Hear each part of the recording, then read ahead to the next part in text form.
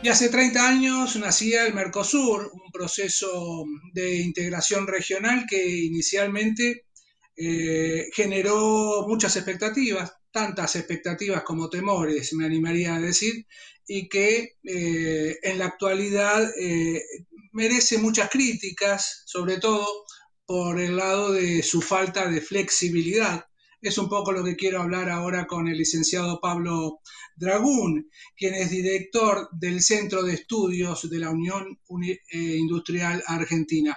Buen día, Pablo, ¿cómo estás? Gracias por atendernos. Hola Nino, buen día, un placer como siempre. Gracias, igualmente. Bueno, ¿cuál es el balance de estas 3 décadas de Mercosur, al menos para los industriales, Pablo? Bueno, el balance, obviamente, en términos numéricos y demás cuestiones, deja un tono agridulce. Creemos que hay mucho potencial. Nosotros creemos en el potencial de la integración. Obviamente, esto surge en un momento determinado. La primera década del Mercosur, tal vez, digamos, es un contexto específico y en el cual se atravesaron dos crisis muy fuertes: la del tequila primero y luego la propia crisis brasileña con la salida del real. Eso obviamente terminó desencadenando también, entre otras tantas cosas, la crisis económica argentina. Luego diría que la segunda década, si bien tiene un componente más positivo en materia de integración, también es una década en la cual Argentina es demandante neto de Brasil, por decirlo de alguna forma.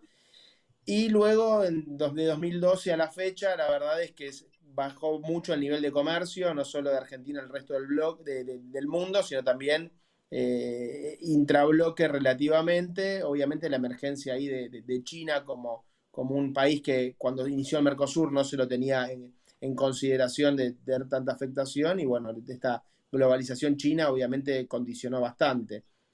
Quizás Claro. a nivel, sí, No, los perdóname, no, industriales seguí, seguí, venimos. tranquilo. Sí, sí, sí, sí. No, yo creo que también se ha trabajado mucho a nivel técnico, a nivel, digamos, gubernamental, y también, obviamente, los empresarios y también los sindicatos han ido trabajando en distintos foros, e incluso a nivel sectorial se ha llegado a bastantes puntos de entendimiento, no solo automotriz, pero también calzado, textil, en un montón de lácteos. Bueno, el sector azucarero tiene sus cosas en Brasil. Se ha llegado a bastantes acuerdos, pero obviamente siendo un proceso en el cual, digamos, la coordinación macroeconómica y la cuestión también de financiamiento tenía algo que ver. Bueno, son las dos patas que tal vez han faltado para hacer una. Es como una unión aduanera, pero bastante imperfecta, digamos. Desde luego. Pablo, ya que mencionaste algunos sectores, ¿cuáles son los ganadores y perdedores que deja el balance del Mercosur en estos 30 años? Digamos que hubo sectores digamos, podrían haber tenido mucho más potencial, pero la integración también fue bastante difícil. Las distintas medidas, Argentina, al no tener un sistema financiero robusto y profundo, y sobre todo desde la crisis, sobre todo desde el 98, 99 en adelante, o sea, prácticamente encima el periodo, digamos, de más esplendor, llamémosle, del Mercosur o del crecimiento, digamos, de los países en América Latina. eh, Eso obviamente dificultó mucho cierto potencial de empresas argentinas por integrarse mejor a Brasil, al Mercosur. Obviamente también confluyeron muchas medidas regulatorias argentinas en el medio que fueron afectando contrariamente. O sea, el Mercosur es una Claro. aspiración.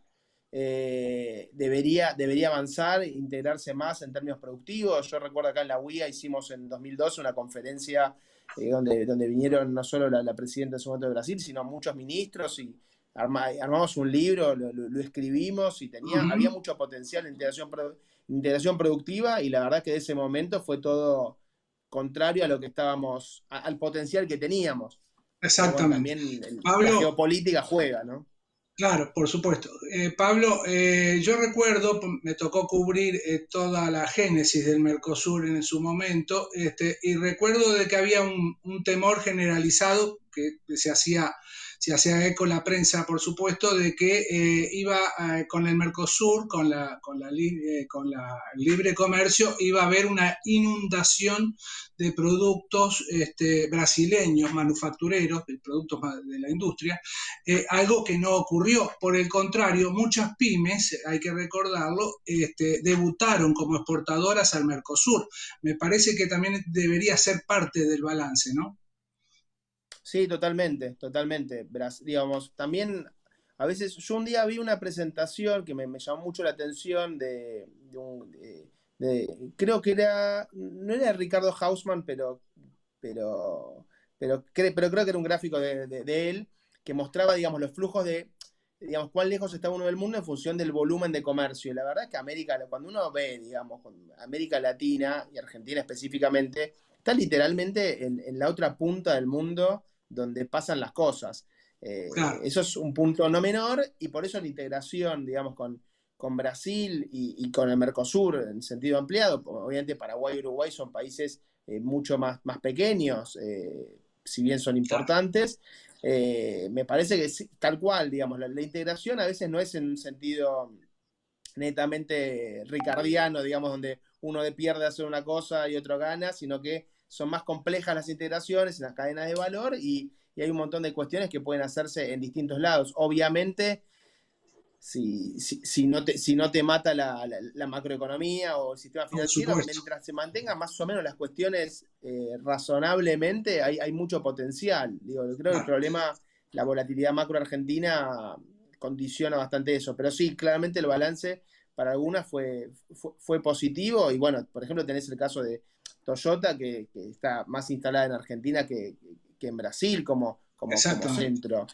Digo, hay casos, digamos, no es Claro, todo claro, blanco o exacto.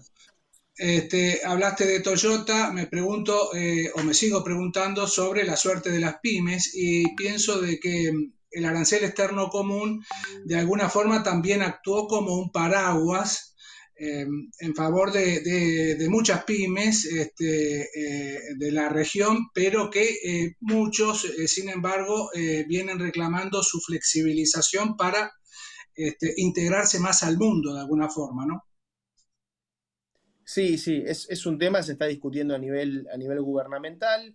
Te diría que entre los industriales del Mercosur hay un muy buen consenso, tanto de los cuatro países, de hecho conformamos el Consejo Industrial del Mercosur, hemos tenido varias reuniones ahora con este 30º aniversario del Mercosur, hay un evento bastante interesante y con una declaración.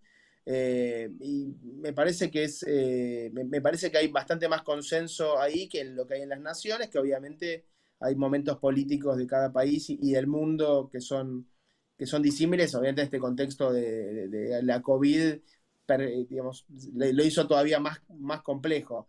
El tema del arancel externo común, ahí hay que tener una agenda razonable y también una agenda, digamos, de darle, como decimos muchas veces en la UIA, de nivelarle la cancha a los empresarios argentinos con respecto a los de otros países, incluso a veces con Brasil, que tiene normas, no solo tiene un sistema financiero mucho más profundo y la banca de desarrollo, sino también tiene normas tributarias no particularmente, sí Paraguay y Uruguay, pero normas hasta laborales que en algún sentido les terminan dando más Claro. competitividad. Te hago la última redondita, Sí, cortita, perdón. obvio. Con el diario del lunes, ¿se puede decir que fue una suerte no haber avanzado hacia la moneda común y la coordinación de variables macro? Mira, a mí el tema de la moneda común me parece que evidentemente en la Unión Europea no trajo beneficios para todos, claramente por el tema de distintos niveles de productividad, pero sí creo que la coordinación de variables macro, sobre todo, digamos, dado que nosotros somos el país con mayor volatilidad macroeconómica del Mercosur, por lejos, eso quizás nos hubiese traído un poco más de alivio. Lo de la Uh -huh. moneda me parece que es más complejo, pero evidentemente también la política monetaria argentina ha sido errática, lo cual no quiere decir que haya que avanzar en ese sentido, sino en un sentido más de que haya más financiamiento al sector productivo que está bastante intrínsecamente vinculado al tema de la política monetaria. Por supuesto. Muchísimas gracias, Pablo. Fuiste muy claro, por cierto. Te agradezco mucho, te mando un abrazo, buen fin de. Muchas gracias, Nino. Abrazo grande, que estés muy bien. Chao. Licenciado Pablo Dragún, director del Centro de Estudios de la Unión Industrial Argentina. Después de la pausa, hay más mercados por expertos.